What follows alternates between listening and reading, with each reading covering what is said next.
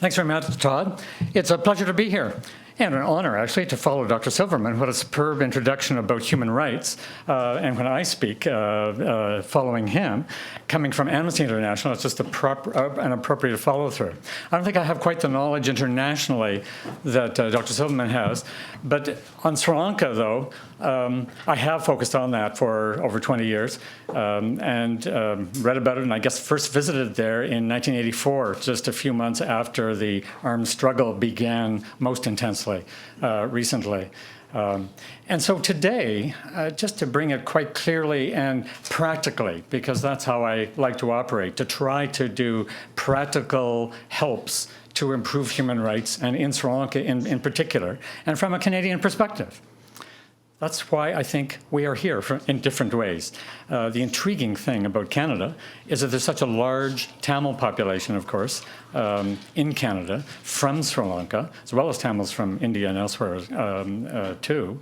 But the Sri Lankan context makes Canada important, however much the Sri Lanka government may criticize Canada's interference at times. But here, what can we do? Why don't I just mention a few of Amnesty's concerns over the last couple of years, and then talk about the context that we're facing now. And today, it's exciting, actually, to be here. It's great to have a discussion with a number of interested people on Sri Lanka. I forget the title of the conference, but it's the future. It's where we go from here. However, it's worded better on the sheet. And that's a question. It really is a question. Amnesty, of course, is concerned with human rights and wants everybody to have human rights around the world, and in particular in Sri Lanka, where they have been denied so clearly and obviously, and particularly among the Tamils, for a number of years. And how the heck can we turn that around?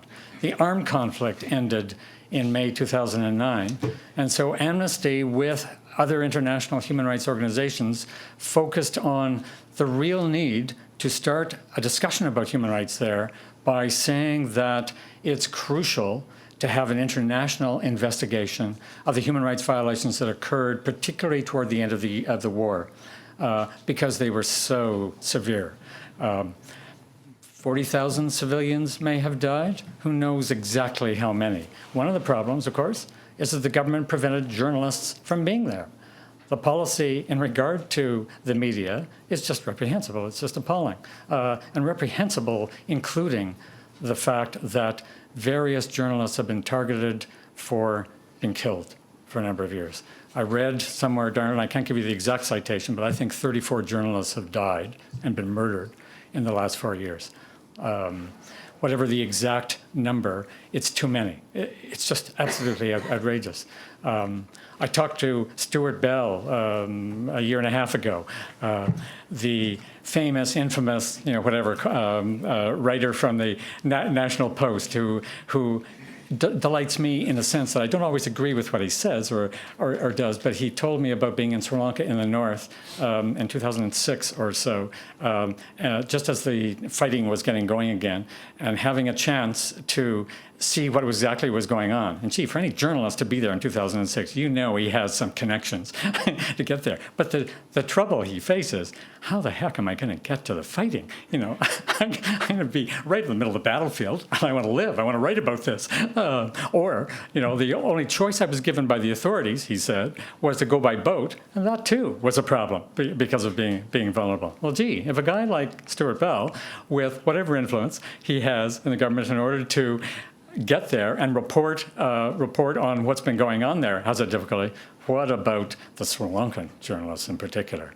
I remember speaking to students at a journalist school in Colombo in 2006. And it was just getting toward the end. It was early in the year in 2006, so the truce was still on. And so they were excited to do what they could as journalists to report on the war and try to expose the horrors.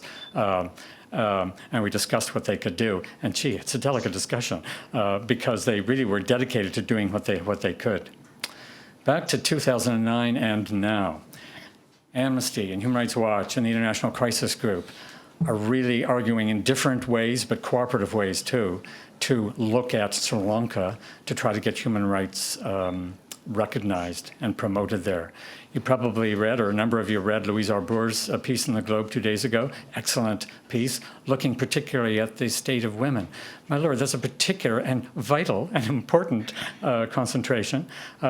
Women in the North and the East in particular, written about in Louise Arbour's article, but also in a report by the International Crisis Group that was published the month before, face particular problems because of being so victimized as being part of the, 300,000 or so who were caught in the Vani toward the end of the war for 2 years or so, forced to move around, forced also to go into no-fire zones by the government, saying that they would be safe there.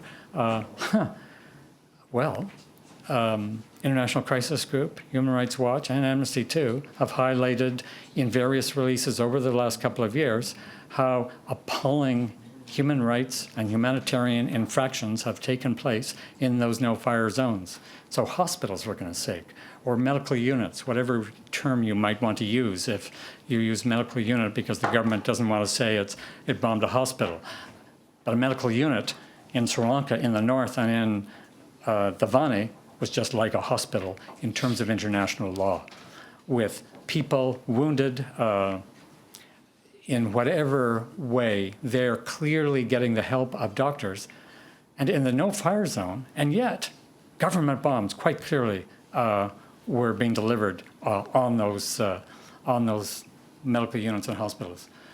I've been reading, almost finished, The Cage, a book written by Gordon Weiss, who was the UN representative in Sri Lanka for a 3-year period from through the end of the war anyway, I think 2006 to 2009, something like that. And he wrote The Cage, published last year, and he details all sorts of fascinating things. Very critical of the government, very critical of the Tamil Tigers too. And it's interesting, and the only way to start a discussion with the Sri Lankan government, I think, to say both sides did commit human rights violations. And possibly they committed war crimes. Amnesty is very careful, very conservative, dare I say, about wording the accusation that war crimes may have been committed.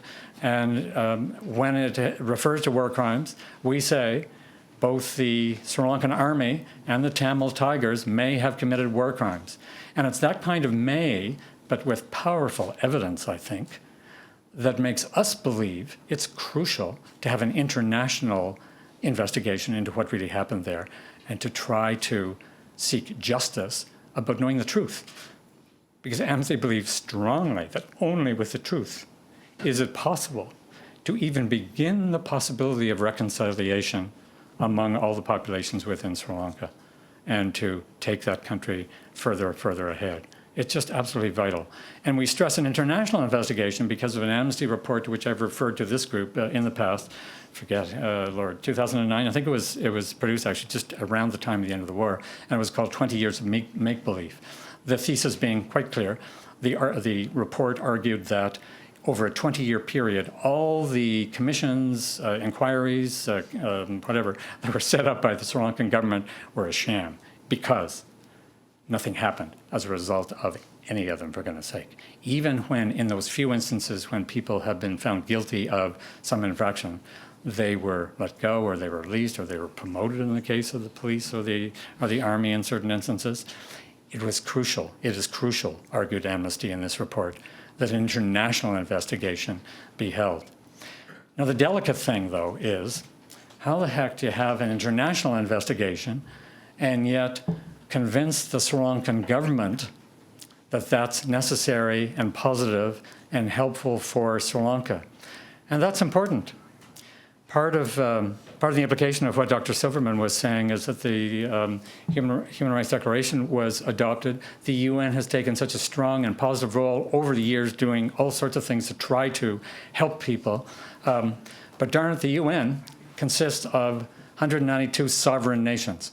And sovereignty, individual sovereignty, is something that some nations cry out that is crucial, and they don't want interference. And in the case of the Sri Lankan government, we hear that the Sri Lankan government accuses Amnesty or other human rights organizations, or it accuses Canada of interfering with their right that they know best of how to proceed and how to bring things to fruition. So it's melding, I think. It's melding the international impetus, the international authority to have an investigation with the kind of procedures and processes that are vital in order to get at the truth, and yet working with groups in Sri Lanka to try to get the cooperation of the government, dare I say, but certainly NGOs, certainly the population, to get at the truth. And Lord, that's daunting. So that's my main question today. I'd love to have that kind of discussion with a number of you. How the heck do we convince the Sri Lankan government to do that? It's a real challenge. I talked to the Sri Lankan High Commissioner just the other day, actually. So I have an appointment with her tomorrow. I'm sure that at her suggestion, although I agreed, I like her. I think she's a bright woman. She has been a competent representative of Sri Lanka in other countries like France for Sri Lanka, so she has clout. She's bilingual, obviously, or I think it's obvious, being in France, representing Sri Lanka. And yet, she really represents her government. And so she argues to me that certain diaspora groups in Canada are just Tamil friends. And Canada, the government in Canada, pays attention to all these Tamils here to get their votes in the government. I just think that's a simplistic accusation, with due respect to her, because I do like her. but she's echoing a rather stupid argument, I think, that you read in the Island or the Daily News, the English language papers in Sri Lanka, with no justification at all. I mean, there's no political analysis of doing things just because of Tamil votes. I really do think that Stephen Harper and John Baird have made positive statements recently in regard to the Commonwealth in particular on excuse me, on the importance of Sri Lanka, member of the Commonwealth, implementing human rights there in Sri Lanka, and in an improved way, or otherwise. Stephen Harper even made the threat that he wouldn't attend the next Commonwealth leaders meeting in Colombo in 2013. It's not an idle threat. At the same time, I'm sure our Prime Minister doesn't want to follow through on that. I presume the government doesn't want to follow through. I presume that they want to work with the Sri Lanka government to try to get at peace. But gee, you know, that's the challenge. How can Tamils here help? I mean, that's a fascinating question. What role can the diaspora play? The role that the diaspora can play is just a legitimate role, I think. There are all sorts of personal connections. I look at young people here too, and I think your parents came from Sri Lanka. Maybe you came from Sri Lanka. But all sorts of connections. Gee, there's what? 250, 300,000 Tamils here in Canada. There are a number of Sinhalese too. There's what, 40,000 Sinhalese? And they're all committed to helping their country. I think in Canada, it's exciting to work with them as much as we can. Hard to get the two populations working together, but really interesting to try to get at the truth. And the role of the diaspora can be positive. Not just what the president of Rajapaksa says, contribute money, just because in Canada we have all sorts of money compared to Sri Lanka. Well, relatively that may be true, but what positive role can Tamil young people who are really concerned with their country play? What can Tamil families who are concerned with family members in Sri Lanka do? You know, how can we help? It's just, I really feel this personally because I speak to so many Tamils and Sinhalese too, you know, who have friends and family on the line in hospital.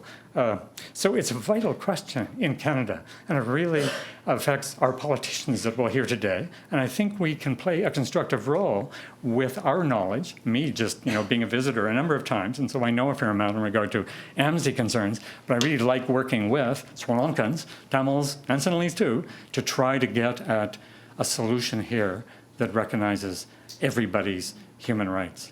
I could go and I think I should stop there. I've talked enough. Maybe I'll make one or two other comments during the day. So thank you. Good to speak with you. And I look forward to talking to you individually during the day too.